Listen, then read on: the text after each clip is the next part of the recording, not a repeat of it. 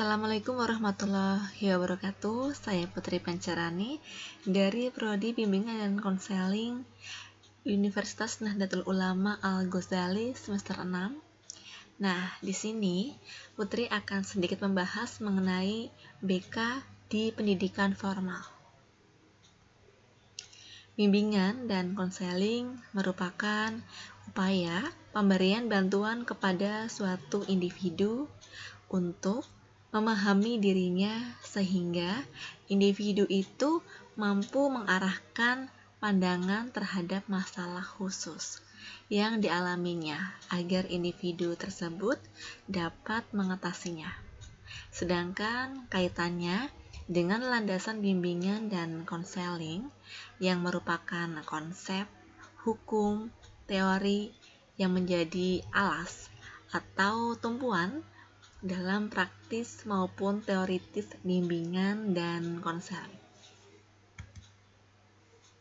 Nah, di sini ada beberapa landasan bimbingan dan konseling, di antaranya yang pertama yaitu landasan filosofis.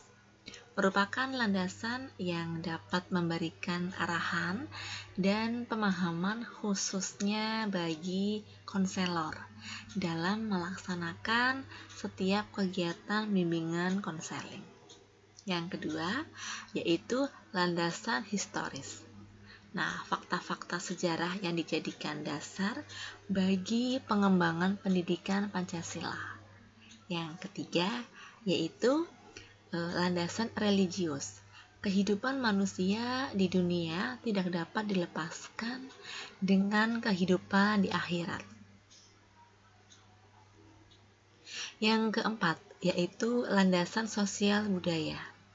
Kebudayaan akan timbul karena terdapat faktor yang menambah rumitnya keadaan masyarakat, di mana individu itu hidup. Yang terakhir yaitu landasan psikologis. Nah, landasan ini yaitu yang dapat memberikan pemahaman bagi konselor tentang perilaku individu yang menjadi sasaran layanan. Berikut ada aspek-aspek psikis. Yang pertama yaitu motif. Nah, salah satu aspek psikis yang perlu diketahui adalah motif, karena keberadaannya sangat berperan dalam tingkah laku individu. Nah, pada dasarnya tingkah laku yang tanpa motif artinya setiap tingkah laku individu itu bermotif. Konselor perlu memahami motif klien dalam bertingkah laku.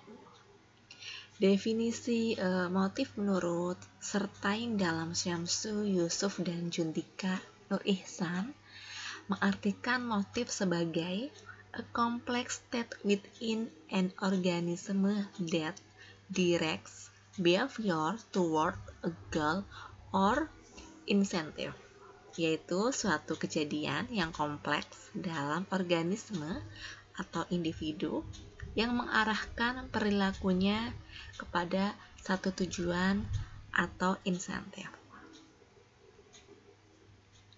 Nah, di sini fungsi bimbingan konseling menurut jenjang pendidikan formal. Yang pertama yaitu ada di taman kanak-kanak. Nah, pada jenjang ini fungsi bimbingan dan konseling lebih bersifat preventif dan developmental. Yang kedua yaitu sekolah dasar. Kebutuhan akan pelayanan bukannya tidak ada, meskipun tentu saja berbeda dari ekspektasi kinerja konselor di jenjang sekolah menengah dan jenjang perguruan tinggi. Dengan kata lain, konselor juga dapat berperan serta secara produktif di jenjang sekolah dasar.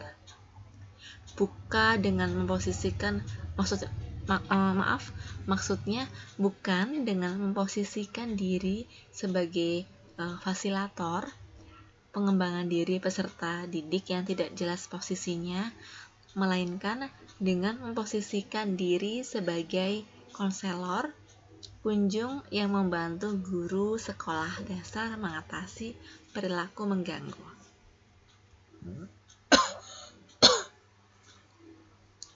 Yang selanjutnya yaitu sekolah menengah atas.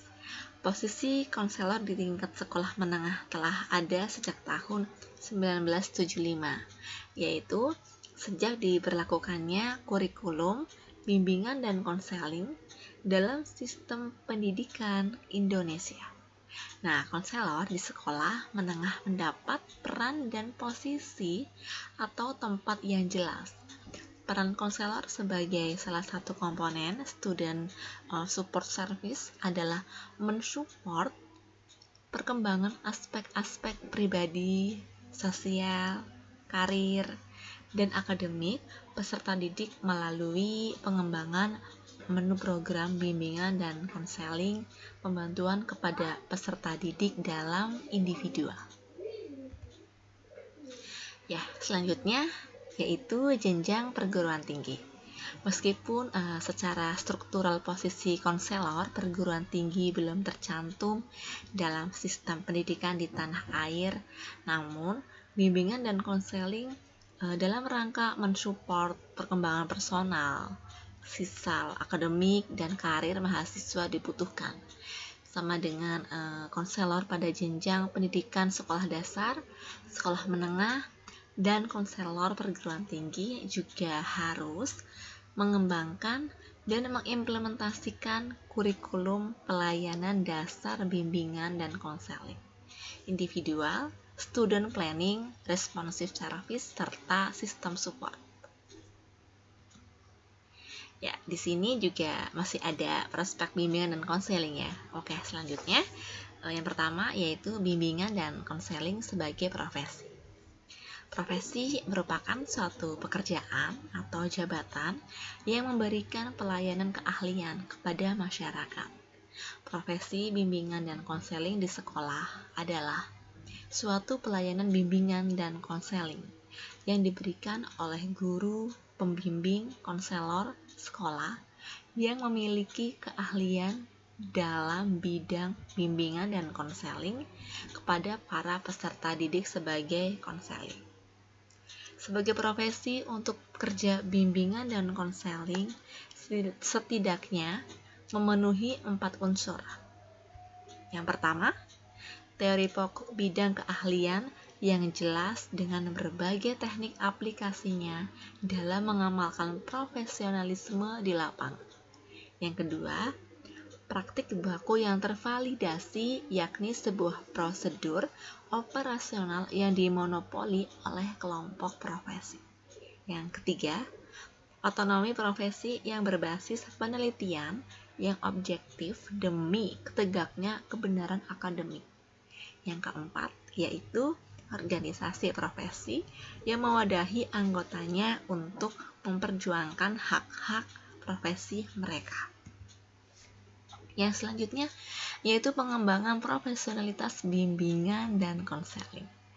Nah, untuk memantapkan unjuk kerja profesi bimbingan dan konseling di tanah air khususnya pada setting persekolahan, perlu dilakukan pengembangan profesionalitas bimbingan dan konseling yang dilakukan oleh guru, pembimbing, konselor, sekolah melalui berbagai kegiatan profesi yang bersifat ilmiah. Beberapa kegiatan ilmiah tersebut diantaranya yaitu penelitian, di mana kemampuan dan keterampilan guru pembimbing konselor melakukan penelitian yang sangat menunjang terhadap kualitas pengelolaan pelayanan bimbingan dan konseling. Yang kedua yaitu seminar.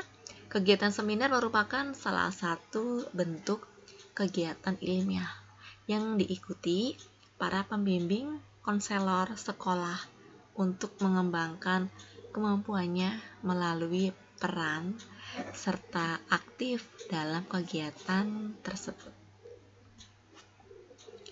Yang selanjutnya yaitu lokakarya dan workshop.